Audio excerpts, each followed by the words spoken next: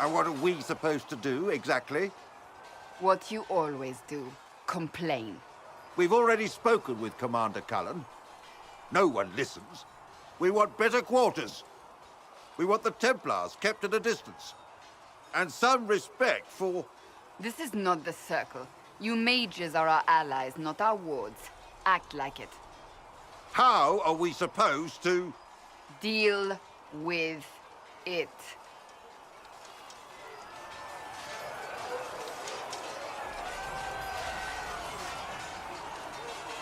It never ends, evidently.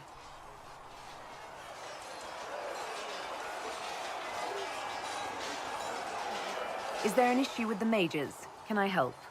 The mages are here as equals. They need to get used to what that means. It is your doing, after all. You created this alliance.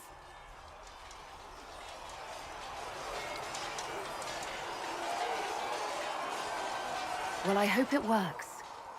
What other choice do we have? Oh. I do sound like I'm blaming you, don't I? I don't disapprove. In fact, you did well. You made a decision when it needed to be made. And here we are. I wish I could say this was my doing. You're flattering me. I'm not. This always happens. Nobody ever takes my meaning. You should see your face. I'm thinking less flattering things now. Let's hope the breach has your sense of humor.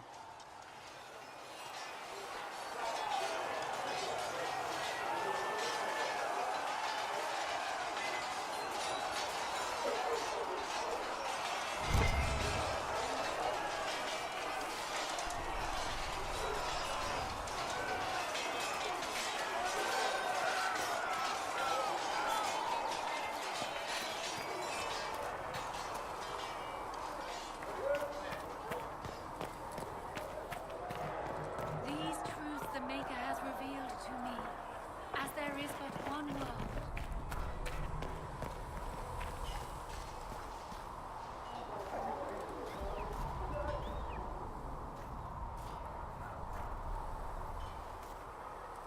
Nice work at Redcliffe. I could help the mages learn to work with Inquisition soldiers if you like. Not that the chief has any apostates in the group. Iron Bull said the charges were at my disposal. Do you have any suggestions on how to use them? The Templars have holed up in Thurenfall Redoubt. No idea what's happening inside. I could have some of the boys poke around. If nothing else, we get a better look at the land. Can we talk about the Bull's charges? Best company you'll find from here to the Anderfells. In my time with the chief, we've gone up against everything from bandits to magic trees. We're expensive, but you'll never doubt we're worth it. Want to know anything in particular? Do the charges specialize in anything from a tactical standpoint? Bull doesn't want us large enough to work as an army. We're better as shock troops to skirmishers. We've got archers for hitting enemy infantry, Dalish with more archery, and Skinner and her people on the flanks. Rocky handles fortifications and traps, and Stitches keeps us all fighting. They mostly hold back. I'll lead the frontline fighters with Grim, and the chief goes wherever he can hit something. Are there rules for how mercenaries operate? If you don't want some noble to treat you like bandits, yes. There's also a code of conduct most companies hold to. Keeps things civilized on the battlefield. We accept surrenders for ransom from mercenaries, nobles, and soldiers wearing a lord's colors. Our prisoners are treated well, injuries tended. We'd want the same for any of ours who got captured.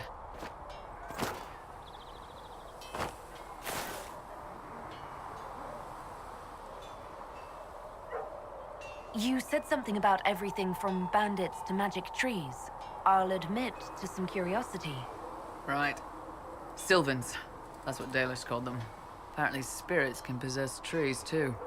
Some noble in the Dales, and they really don't like it when you call them Dalish nobles, had a haunted forest. His family had abandoned the land, but he wanted it back. The chief bought us all axes, and in we went. Between the axes and the torches, the Sylvans weren't too bad. Worst part was the squirrels. We'll talk later.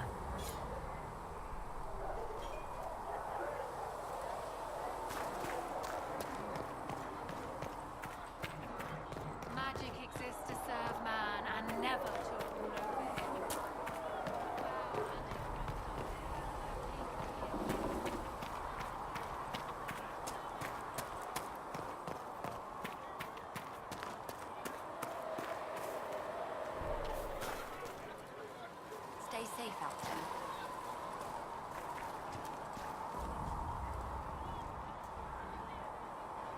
Your open support for the mages likely earned you enemies.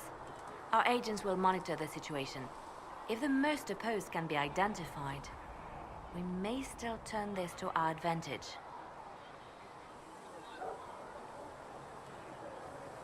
You're not planning assassinations, are you? I was planning to unleash Josephine on them. She kills with kindness. Regardless, I applaud you for the courage to stand up for the mages. In Redcliffe, you sacrificed yourself so that I could return here. Of course I did.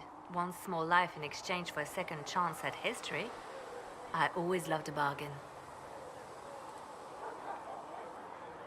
It was still a sacrifice, and still noble. And I would do it again.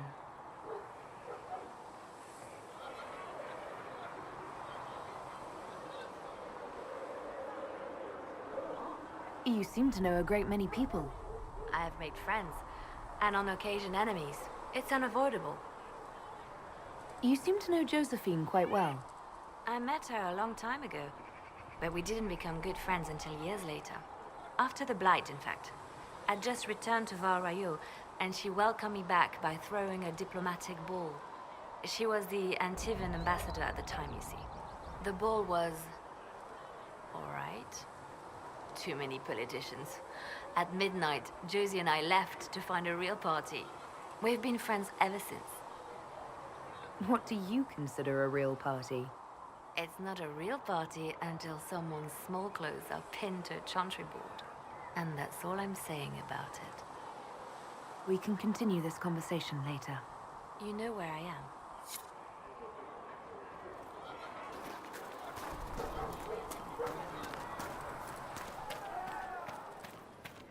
Magic exists to serve man and never to rule over him.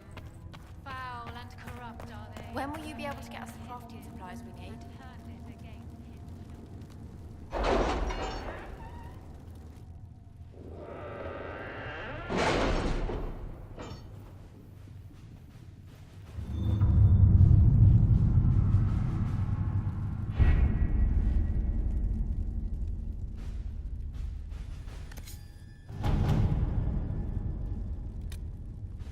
Chancellor Roderick came to speak with me.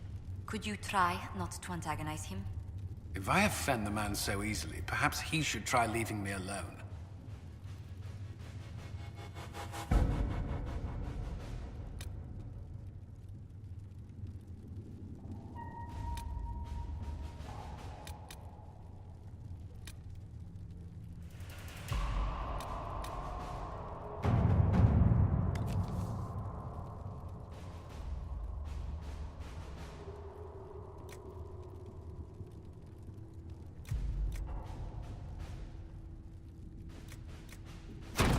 To work?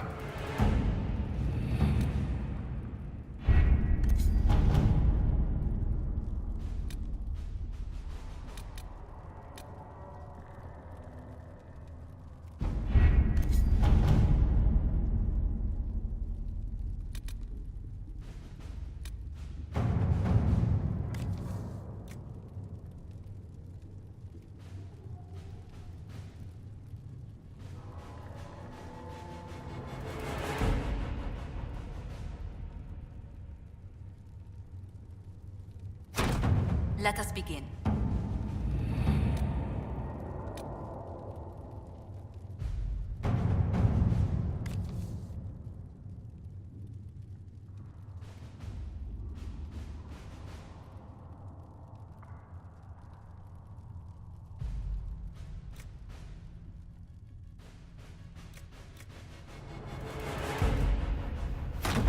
Let's see what we have.